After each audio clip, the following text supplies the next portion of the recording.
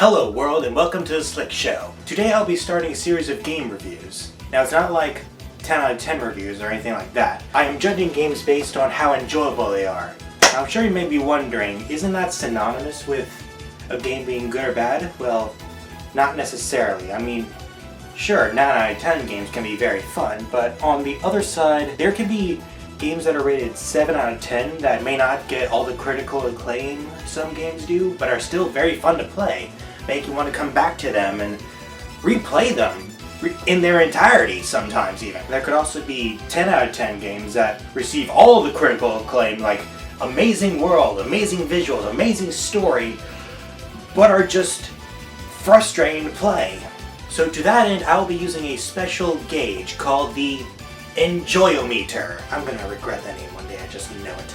How this gauge works is it goes from -50 to +50, with -50 meaning the game is very frustrating, and +50 meaning the game is very enjoyable. 0 means the game is just plain boring. I'm sure you may think that boring is a more accurate antonym to enjoyable, but at least frustrating has the merit of making you feel an emotion, in this case anger. Boring games just make you feel nothing. It's like, this is boring, I don't want to play this. And frustrating games are like, oh my god, kind of like that. The gauge also has a keyword section to describe the experience, like fast-paced, action-packed, tedious, repetitive, those kind of adjectives to describe how a game's experience feels. Now, this is my first real video, so please be gentle with me. I'm still learning the ropes around here. So I figure I'll start with a game I'm pretty familiar with. It's a very fun game that I've played multiple times, because that's what enjoyable games do to you. So today I will be reviewing Puyo Puyo Tetris. Now I'm going to forego the history lesson for this video because covering the history of both Tetris and Puyo Puyo would be enough to warrant its own video. But I will say, in case someone decides this game looks interesting, the game is available for Western audiences for PS4, Nintendo Switch, and Windows via Steam. Now, let's get right off into the game, shall we? Puyo Puyo Tetris. And after that lovely tile screen, we are met with the main menu. There's quite a few things to do here, but today we'll be focusing on solo arcade and adventure mode. There's a lot to do in the solo arcade, but we will be starting with versus, as that is what our cursor was on first. Here we have a character select screen. The character you choose has no bearing on your gameplay. What matters is the CPU, as each character plays differently. So how does one play Puyo Puyo? You drop blobs, and when 4 of the same color blob are connected, they pop. Tetris needs no introduction. You drop blocks, and when you complete a row of blocks, it disappears. Both of these gameplay styles are used to attack your opponents. How's that? Now before we go any further, I would like to offer an apology. I did not realize that my video camera and my PS4 were recording at different sizes, and I didn't realize they were different sizes until I was deep into editing this video, and I didn't know how to change it, honestly. So I'll just have to make sure I do a better job at it next time. This next mode is called Fusion. It's different from the other ones because you've got both Puyos and Tetraminos on the same board. While it sounds interesting, it turns out it's not very fun. The only way you're going to do any real damage in this mode is if you have a combined chain that clears both Puyos and Tetraminos. Pulling this off is not easy. More often than not, it happens completely on accident. What's more is any damage you do manage to do can be easily cleared by dropping a Tetramino on them. Because of this, it often feels like nothing is ever happening, which makes the battles feel like they take even longer. Even if you do manage to set it up, the time you're given to place your pieces is so short that you're probably gonna lose your combo. And honestly, this is the most boring mode in the game. On the flip side, we've got my favorite mode in the game, Swap. How it works is you keep swapping between 2 boards, one with Puyo and the other one with Tetris. What's cool is that you have a neat combo mechanic here too. If you clear some lines on the Tetris board while you're playing on the Puyo Puyo board, the clears from the Tetris board are added to your clears from the Puyo board and can make your attacks much more powerful than playing on either board individually. And the time you're given to do these chain combos is much larger than the chain combos in Fusion, so Swap is a lot more exciting. Party mode is like, well, a party game, which means it's got tons of power-ups that'll make you hate everyone you've ever loved. Unlike the other battle modes, this one is timed, so when you get to the top, you don't get kicked out of the battle. Instead, your board resets. But don't try using this as a strategy, because when it resets, you lose a lot of points, and that can really hurt your ability to win.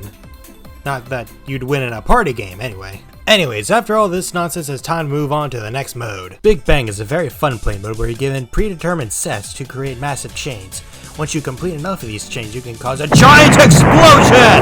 Oh man, they're taking damage. Oh, there they go, and they're gone. The way these battles work is as the battle goes on, people start taking more damage from those big bangs we saw earlier. And this is to speed up the battle as it goes on, because two really good players can make this go on forever if they wanted. So who's gonna take damage now? Me? Destroyed? Alright, I've had enough of this guy. The next mode is a bunch of solo challenges. It's basically like the game modes we saw earlier, except you're doing them by yourself. Hey, they even have a classic Tetris mode. But the best part about this game is the story. Oh yeah, a nonsensical game like this has a story, and it's a very entertaining one too. And the writing is just great. It's like satirical on purpose. Like if all my friends just came bursting out of the sky. Something like that would never happen on such a peaceful day, right? I think someone's bursting out of the sky! Not gonna lie, this stuff is pretty funny. So a summary of this opening sequence is that Arl, Carbuncle, and Amity accidentally traveled to Ringo's world because they popped too many Puyos and traveled through space-time. That seems reasonable. But suddenly, blocks start falling all around them! Blocks? That's fine. Wait, that's not fine! There shouldn't be blocks! Why are there blocks here?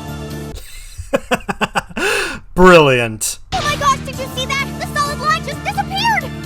Does this mean we're gonna get teleported again? We are then met with this fine fellow named T, who is giving his captain's report on his cosmic patrol. Even though there's never been any problems out here, it's so peaceful and quiet. Oh, you have no idea. What are the odds? Just as I said, we never have any problems out here. I'm starting to notice some parallels here. After that, T finds Ringo. Ringo won't calm down, so T battles Ringo to calm her down. Tetris time! Puyo Puyo time! It's on! What? She doesn't play Tetris?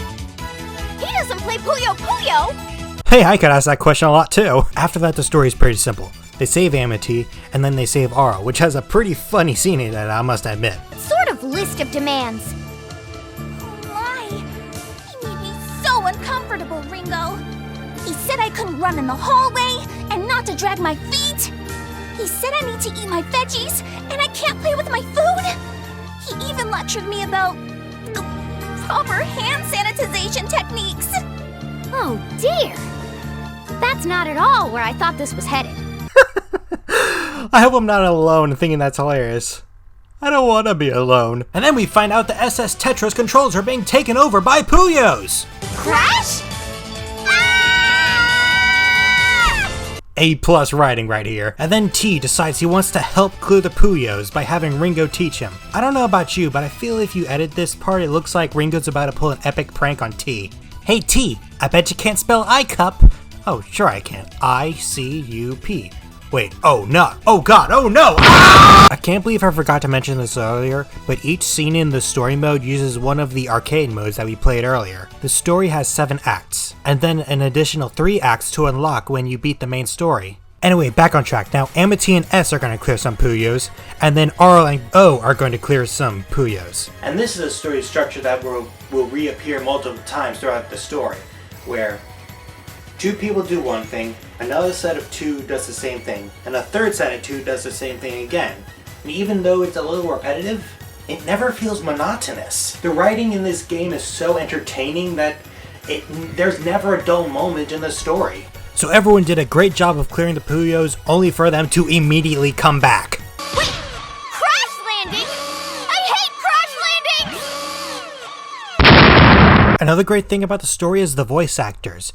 On top of the hilarious lines, the voice actors sound like they're having the time of their lives delivering them. They were trying to see how much mischief they could get into. That's correct. I'm me. The super duper hairy, scary, evil, weevil, weirdy, wacky, gothy girl! Hey, you aren't half bad. The other half of you isn't so bad either. Hey, take these too. I got jams, and jellies, and pudding, and pie. I'm not going to go down a long list of who voices who, but if you play a lot of Japanese games, especially RPGs, there's no doubt that you'll recognize a few of these voices. But I will hint you on one that you should have noticed by now. I am sure many of you can hear Ringo telling you to go to bed. Hey! Creeper! Oh man. Hey! Oh my god, someone actually came! I prefer you to scream my name when we're together. Oh Jesus, here we go. Okay, I promise, Shezo's not actually a creeper.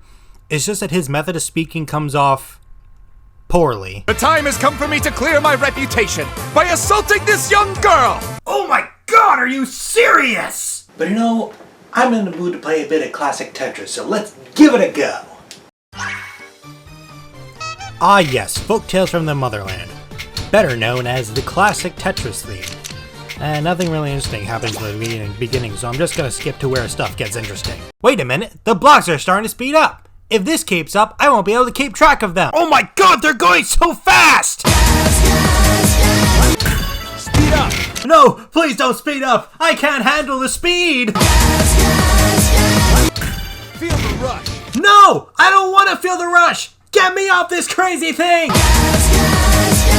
And eventually I lost. I didn't even get to finish marathon mode. Wow! Even though I lost, that was still phenomenal fun. I definitely want to try this again so I can win. Although, pressing all those buttons so quickly. Who would have thought playing Tetris would hurt my wrist? So now we've come to the end of the video and you want me to tell you whether the game is worth your time or not. Well, let's bring up the enjoy meter. With its fast pace and chaotic gameplay, mixed with a colorful palette and upbeat music, Puyo Puyo Tetris is a game that is sure to keep you on your toes. As for the enjoyment factor, I'd give it a solid 42. So what keeps it from getting a higher score? Well, there are two factors that are kind of frustrating. One is in the story. There are at least a couple levels with unreasonable difficulty spikes that will get you stuck if this is your first time playing this kind of game.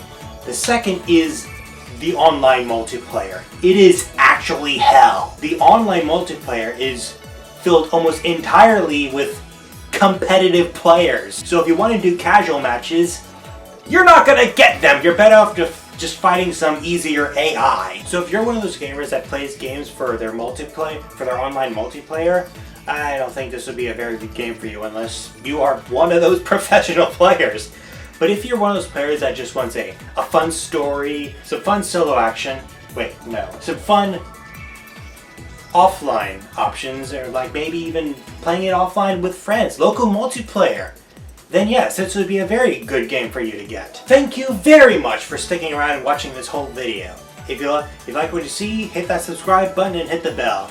And you can follow me on Twitter, either a link in the description or a link somewhere on the video if I can figure out how that works. Hope to see you all again soon. So long.